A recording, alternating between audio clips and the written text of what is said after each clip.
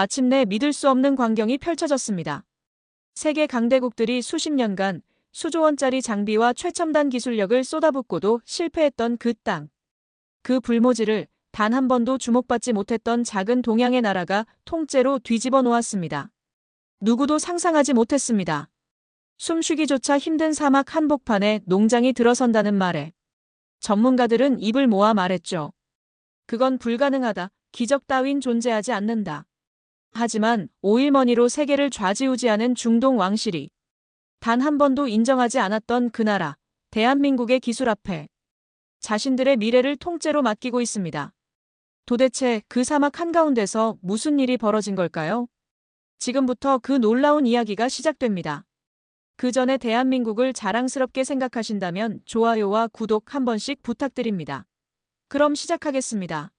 안녕하세요. 저는 줄리아 스펜서입니다. 영국 옥스퍼드에서 농업과학을 전공했고 지금은 UN 식량농업기구에서 스마트 농업 전문 고문으로 일하고 있어요. 40대 중반이 된 지금까지 정말 많은 프로젝트를 다뤄왔지만 사우디아라비아에서 받은 자문 요청은 정말 특별했습니다. 이번엔 무려 사막에서 농업을 성공시켜달라는 거였거든요. 리야드 공항에 내리자마자 숨이 막힐 정도의 뜨거운 열기가 저를 덮쳤어요. 바깥 온도가 무려 45도였죠. 택시에서 내려다본 사막은 끝없이 황량하고 메말라 있었습니다. 정말 이곳에서 농업이 가능할까라는 의문이 들었어요. 현지 조사를 시작했는데 정말 절망적이었습니다. 네덜란드 기업이 설치한 최첨단 온실은 한여름 열기를 버티지 못해 작년에 폐쇄되었고 이스라엘 회사의 점적 관계 시스템도 모래 폭풍 때문에 제대로 작동하지 않았어요. 미국 회사들이 투자한 수십억 달러 규모의 프로젝트들도 하나둘씩 실패 판정을 받고 있었습니다.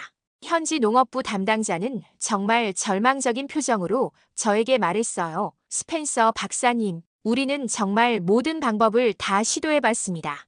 하지만 사막은 너무 가혹해요. 그때 그 담당자가 저에게 한 가지 보고서를 건네주었습니다. 한국이라는 나라에서 개발한 스마트 농업 기술에 대한 내용이었죠. 솔직히 말하면 처음엔 정말 코웃음이 나왔어요. 한국이 어디 있는 나라인지도 제대로 몰랐거든요. 아시아 어디 작은 나라 정도로만 생각했습니다. 그런데 보고서를 자세히 읽어보니 정말 놀라운 내용들이 적혀 있었어요. 물 사용량을 98%까지 절약할 수 있다는 수직 농장 기술, 완전 밀폐형 환경에서 연중 생산이 가능한 컨테이너형 스마트팜, 모래 폭풍에도 견딜 수 있는 이중 방진 구조, 정말 믿기 어려운 내용들이었습니다. 하지만 여전히 반신반의했죠. 그동안 농업 선진국이라고 불리는 네덜란드, 이스라엘, 미국 모두 실패한 사막 농업을 한국 같은 작은 나라가 해결할 수 있을까요? 논문에서도 거의 언급되지 않는 나라잖아요. 그런 생각으로 보고서를 덮어두었어요. 하지만 계속 마음 한구석에 남아있더라고요. 혹시나 하는 마음에 인터넷으로 더 찾아봤는데 정말 놀라운 사실들을 발견했습니다. 한국은 자원이 거의 없는 나라인데도 불구하고 기술력으로 모든 걸 해결해 나가는 나라더라고요. 그렇게 며칠을 고민하다가 결국 한국에 직접 가보기로 결심했어요. 결국 저는 FAO 본부에 한국 기술 조사를 정식으로 제안했습니다. 며칠 후 승인이 나왔고 서울행 비행기표를 받았어요. 인천공항에 도착했을 때 첫 인상은 정말 충격적이었습니다. 공항 자체가 마치 미래 도시 같았어요. 깔끔하고 첨단 시설들이 완벽하게 정리되어 있었죠. 자동화 시스템들이 곳곳에서 작동하고 있었고 모든 게 정말 체계적으로 운영되고 있었어요. 서울 시내로 들어가면서 더욱 놀랐습니다. 롯데타워를 비롯해 수많은 고층 빌딩들이 하늘을 찌르듯 솟아 있었어요. 그런데 이상한 건 이 건물들이 어딘가 특별해 보였다는 거예요. 나중에 알게 된 건데 한국의 건축 기술은 사우디아라비아에서 건설 중인 제다타워 설계에도 참여했다고 하더라고요. 특히 모래 폭풍을 견딜 수 있는 구조 설계 기술이 정말 뛰어나다고 했습니다. 롯데타워 같은 초고층 건물을 지을 때 바람과 모래에 대한 저항을 계산하는 기술이 정말 놀라웠어요. 농촌진흥청에 도착해서 이은석 박사님을 만났습니다. 처음엔 그냥 일반적인 관심 정도였는데 박사님이 설명해 주시는 기술들을 들으면서 점점 호기심이 생기더라고요. 이은석 박사님은 정말 겸손한 분이었어요. 놀라운 기술을 가지고 있으면서도 전혀 자랑하지 않았어요. 오히려 아직 부족한 점이 많다며 계속 연구하고 있다고 말씀하시더라고요. 박사님이 저에게 이렇게 말했어요. 스펜서 박사님, 저희는 자원이 없어서 절약하는 방법을 찾다 보니 이런 기술이 나왔습니다. 정말 인상적인 말이었죠. 서울 거리를 걸으면서 느낀 건 이 나라 사람들이 정말 부지런하다는 거였어요. 밤늦게까지 일하고 연구하는 모습들을 볼 수 있었습니다. 그리고 모든 게 정말 체계적으로 정리되어 있었어요. 지하철부터 시작해서 모든 인프라가 완벽하게 작동하고 있었죠. 특히 놀라웠던 건 한국 사람들의 IT 기술 활용 능력이었어요. 스마트폰으로 모든 걸 해결하더라고요. 이런 디지털 문화가 농업에도 자연스럽게 접목된 것 같았습니다. 이런 나라에서 나온 기술이라면 뭔가 다를 것 같다는 생각이 들기 시작했어요.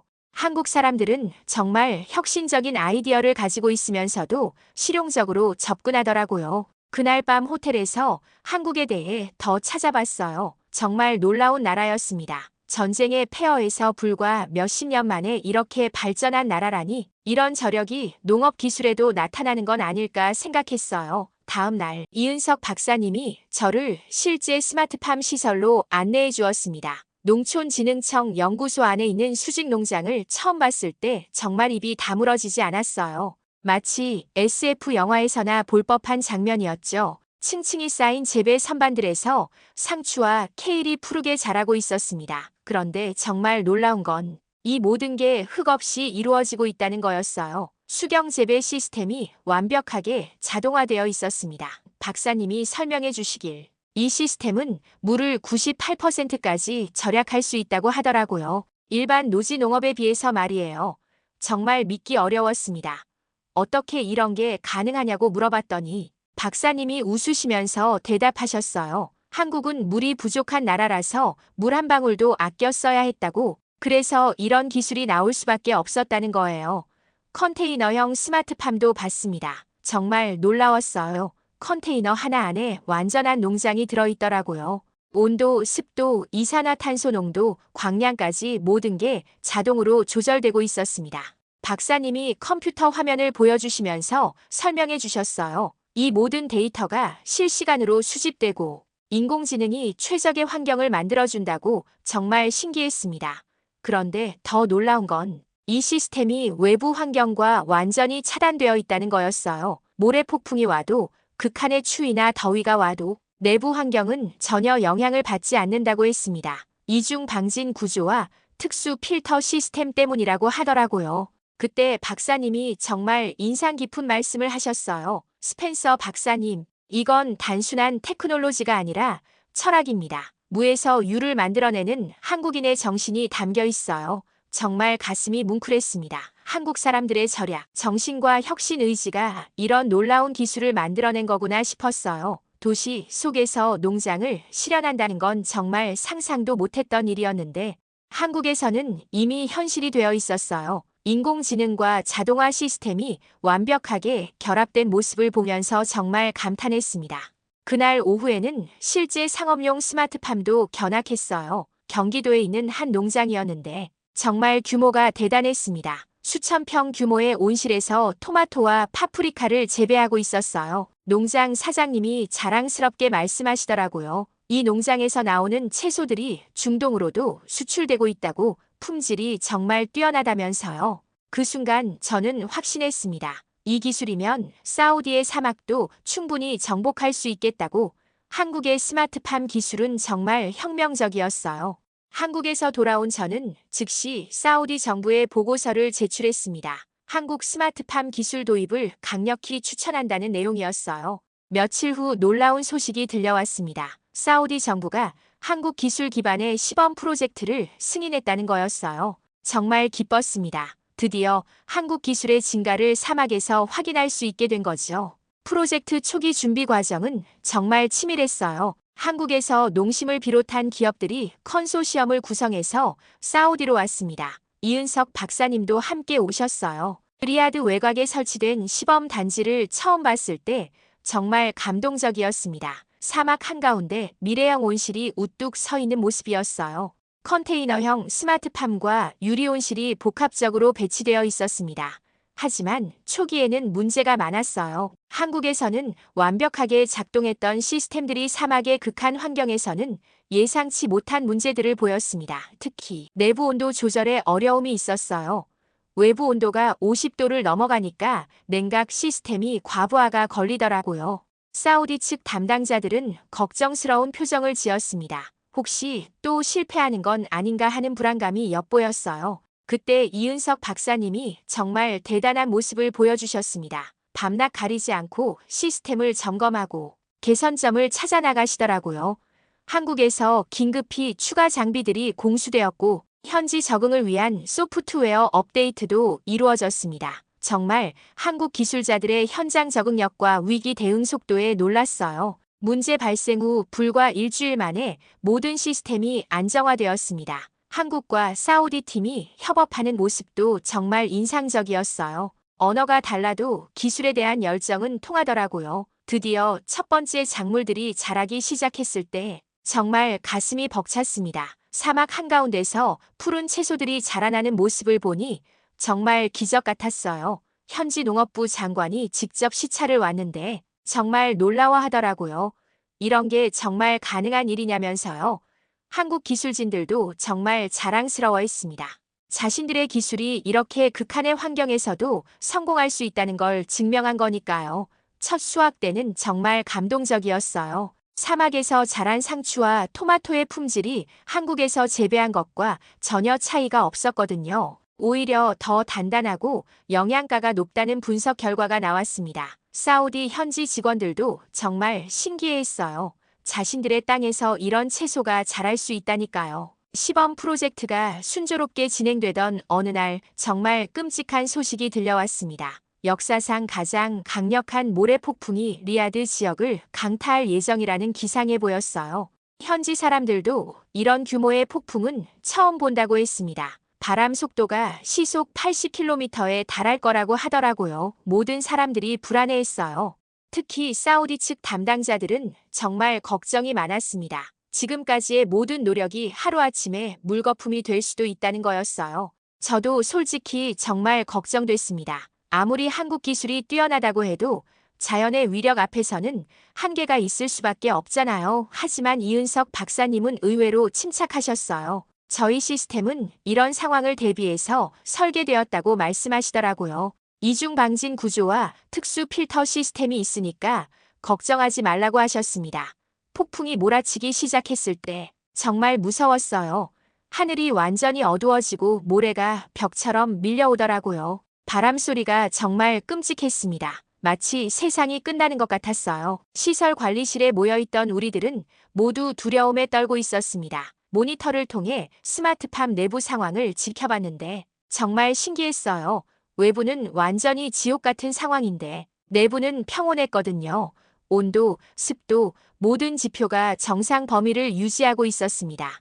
이은석 박사님이 자신 있게 말씀하셨어요. 우리 시스템의 증가를 보실 수 있을 겁니다. 폭풍은 밤새도록 계속되었어요. 정말 길고 긴 밤이었습니다. 모든 사람들이 잠을 이루지 못했어요.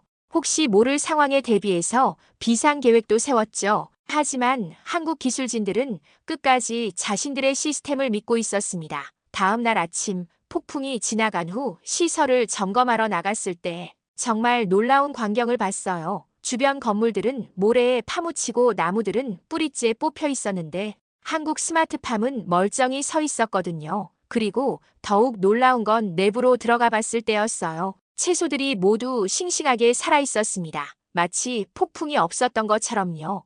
정말 믿기 어려웠어요. 현지 직원 중 한 명이 눈물을 흘리면서 말하더라고요. 우리 작물들이 모래 폭풍을 몰랐다는 게 정말 믿기지 않는다고. 그 순간 저도 눈물이 났습니다.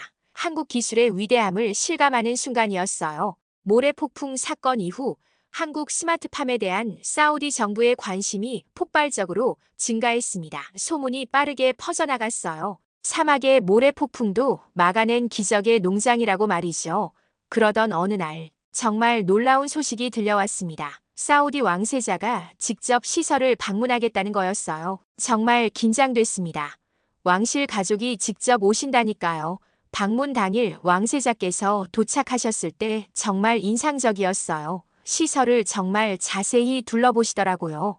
특히 수직 농장에서 자라는 채소들을 보시고는 정말 놀라워하셨습니다. 이은석 박사님이 직접 시스템을 설명해 드렸는데 왕세자께서 정말 관심 있게 들으시더라고요. 그리고 직접 방금 수확한 토마토를 드셔보셨는데 맛이 정말 좋다고 하시면서 크게 웃으셨어요. 견학을 마친 후 왕세자께서 정말 놀라운 발표를 하셨습니다. 이 한국 기술을 사우디 전국으로 확대하겠다는 거였어요.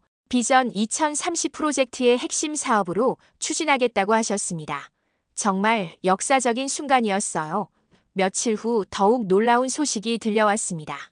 FAO 본부에서 이 프로젝트를 공식 보고서에 등재하기로 했다는 거였어요. 세계적 식량, 안보 혁신 모델이라는 타이틀과 함께 말이죠. 정말 자랑스러웠습니다. 한국 기술이 UN 공식 문서에 올라간다니까요.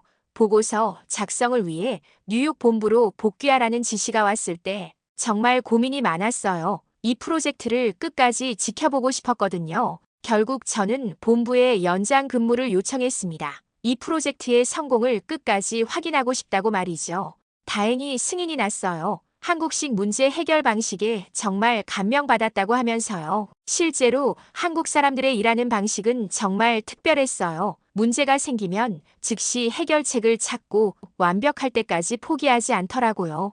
그리고 항상 협력을 통해 더 나은 결과를 만들어내려고 노력했습니다. 이런 정신이 바로 한국 기술의 핵심이라는 생각이 들었어요. 사우디 현지 언론들도 이 프로젝트에 대해 대서특필했습니다. 한국의 작은 기업들이 사우디의 식량 안보를 책임지게 됐다는 기사들이 연일 쏟아졌어요. 정말 감동적이었습니다. 작은 나라의 기술이 큰 나라의 미래를 바꾸고 있다는 게 말이죠. 한국 스마트팜이 성공을 거두면서 정말 놀라운 변화가 일어나기 시작했어요. 사우디 청년들이 농업에 관심을 갖기 시작한 거였습니다. 이전까지는 농업을 기피 업종으로 여겼는데 한국 기술을 접목한 스마트팜은 완전히 다른 이미지였어요. 첨단 기술과 결합된 미래형 농업이라는 인식이 퍼지기 시작했죠. 저는 이런 변화를 더욱 체계화하고 싶었습니다. 그래서 사우디 정부의 스마트팜 기술 아카데미 설립을 제안했어요. 한국의 기술과 철학을 함께 가르치는 교육기관을 만들자는 거였죠.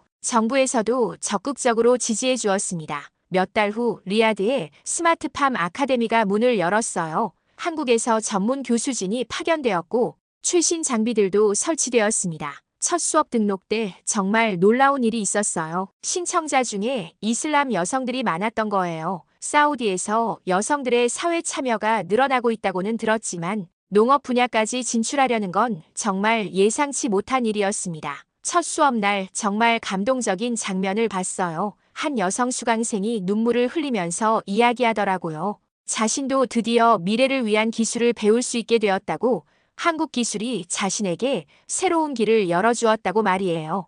정말 가슴이 뭉클했습니다. 한국의 기술과 철학이 결합된 교육 모델이 사우디 사회에 정말 큰 변화를 가져오고 있다는 걸 실감했어요. 아카데미에서는 단순히 기술만 가르치는 게 아니었어요. 한국 사람들의 절약 정신과 혁신 의지도 함께 전달했습니다. 무에서 유를 만들어내는 한국인의 철학, 자원이 부족해도 창의력으로 극복하는 정신을 가르쳤어요. 수강생들이 정말 열심히 배우더라고요. 특히 젊은 사우디 남성들이 한국 기술자들을 정말 존경하는 모습을 보였습니다. 한국에서 온 강사들도 놀라워했어요. 이렇게 열정적인 학생들은 처음 본다고 하면서요. 아카데미 3개월 과정을 마친 첫 번째 졸업생들이 나왔을 때 정말 뿌듯했어요. 이들 중 몇 명은 직접 창업을 준비하고 있었고 일부는 정부 농업부서에 취업했습니다. 한국식 교육을 받은 이들이 사우디 농업계에 새로운 바람을 불어넣고 있었어요. 그 중에서도 가장 인상적이었던 건 파티마라는 여성이었습니다. 그녀는 아카데미를 졸업한 후 여성들만을 위한 스마트팜 창업을 계획하고 있었어요. 한국에서 배운 기술로 사우디 여성들에게 새로운 기회를 주고 싶다고 하더라고요.